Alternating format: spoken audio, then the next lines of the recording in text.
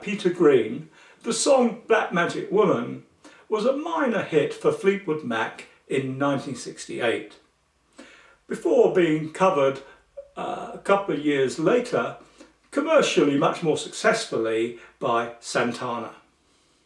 Today I'm going to go over the chords of the Fleetwood Mac version, on the basis that once you've learnt these, you'll also have no difficulty playing the Santana version, which has a slightly simplified chord sequence. As this is a beginner's version, I'm going to show you the easiest options for the chord shapes.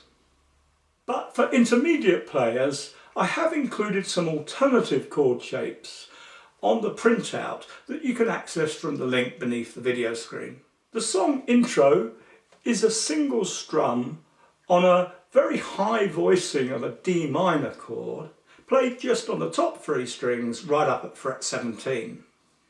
So my first finger's on the top string at fret 17, next finger on the second string at fret 18, third finger on the third string at fret 19. You then just tuck the plectrum behind the third string and strum not too fast so you can hear each individual string like this. If you're performing this on your own, I suggest counting yourself in 1, 2, 3, 4 before strumming the chord, and then keep counting while the chord's ringing until you get to the first beat of the second bar. So that's 1, 2, 3, 4, 1. Got a black magic woman. So that's just to time how you come in with the singing. So I'll just demonstrate that again. I'll talk out loud so you can hear what's going on in my head in effect. 1, 2, 3, 4, 1, 2, 3, 4, 1. Got a black magic woman. And while you're doing all that counting, make sure your eyes travel back down to the first fret.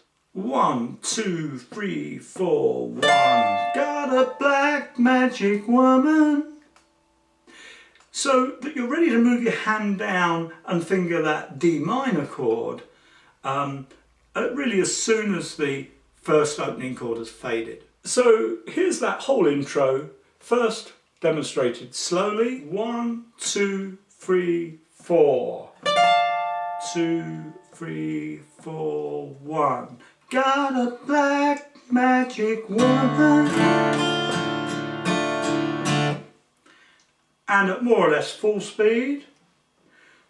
1, 2, 3, 4. Got a black magic woman. So that's the first of 2 slightly tricky bits out of the way. We then keep that D minor chord going for 2 bars, establishing this basic strumming pattern.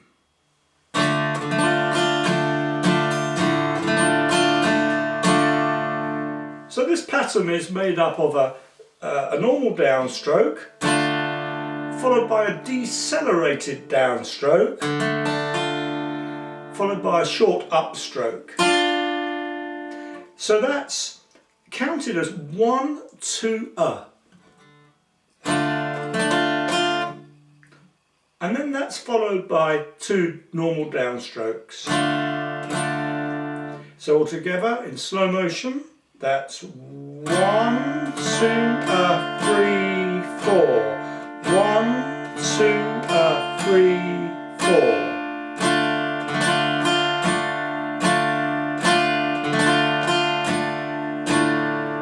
And at full speed, that sounds a bit more like this.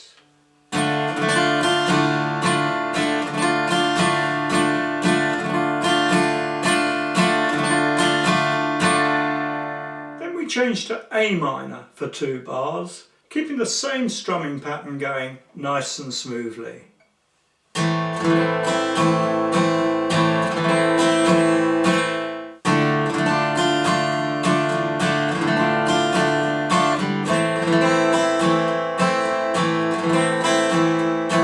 it's back to D minor for 2 bars, keeping the same strumming pattern going.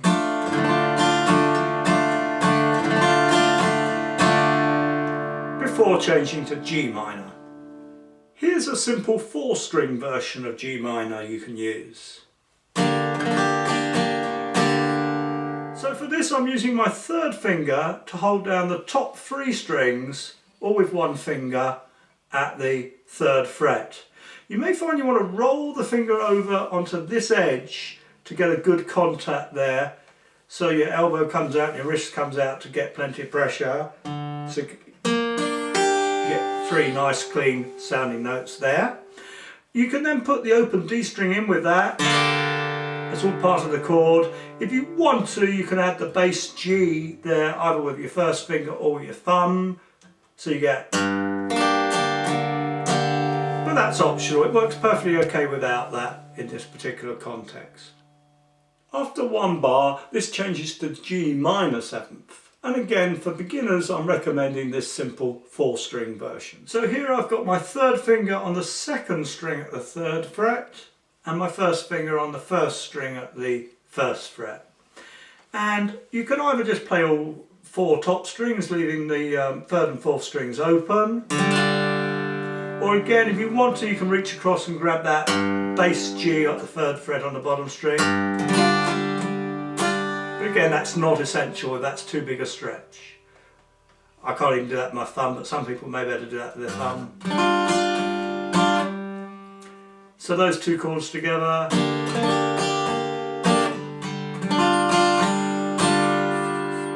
Let's just run through what we've got so far at half tempo. 1, 2, 3, 4.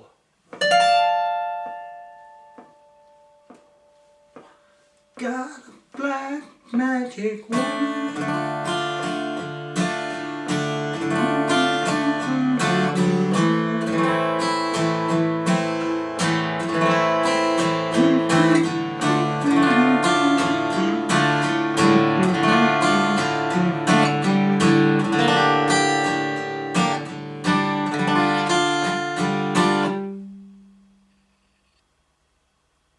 And at more or less full speed.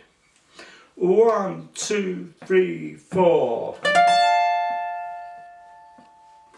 Got a black magic wand. Got a black magic wand. I got a black magic wand. She got me so blind I can't see.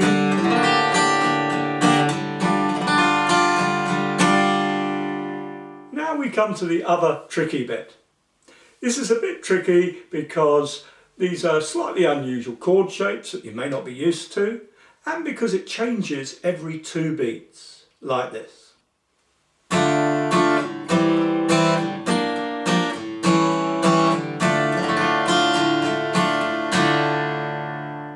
So that's D minor. Just hit once for now, and then change to C. Hit that once, then grab this B flat shape and note that this is just on 3 strings. Normally we like to hear more than just 3 strings ringing when we play a chord, but on this occasion the chord is so fleeting you won't notice that it's just on 3 strings. Notice the special fingering I recommend. The 2nd finger here on the D string at the 3rd fret, and then the 3rd finger holding down both the G and B strings, also at the 3rd fret. This 3rd finger then does a good job of muting out this top string, which we definitely don't want to hear when we're playing a B flat chord. Using this particular fingering for B flat will help you with the next change, which is to A 7th. So there we can see, going from our B flat chord with that fingering, we just have to roll this finger down a fret and then add that 3rd finger on the 2nd string at the same fret for our A 7th.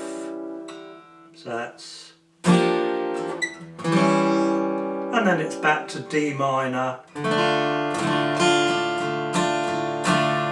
2 bars. So that tricky quick bit again, first at half tempo.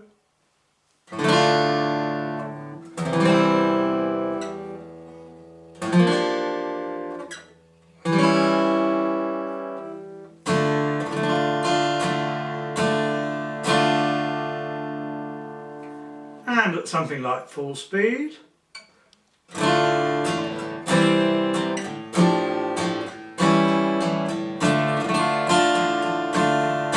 Finally, notice that that D minor at the end of the verse is played normally for one bar and then held from the first beat of the second bar, like this.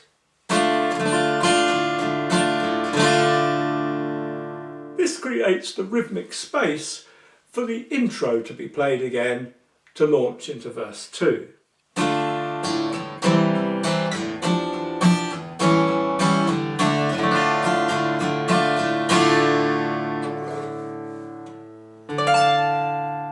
After the end of verse 2, we launch into a 2-verse long guitar solo.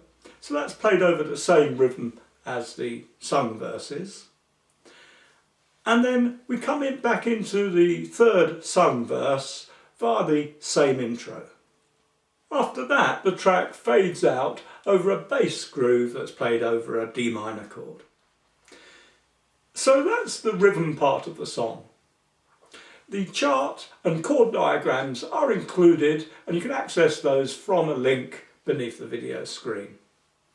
And that printout includes some bar chord options for more experienced players. In the next lesson, we'll start looking at some of Peter Green's great lead guitar licks used over this song. If you found this little lesson interesting, please click on the like button if there is one, or leave a comment. And do feel free to share the video with your friends. And if you'd like to access all our guitar teaching materials, please visit the Secret Guitar Teacher site and take a free look round at what's available there. See you again soon.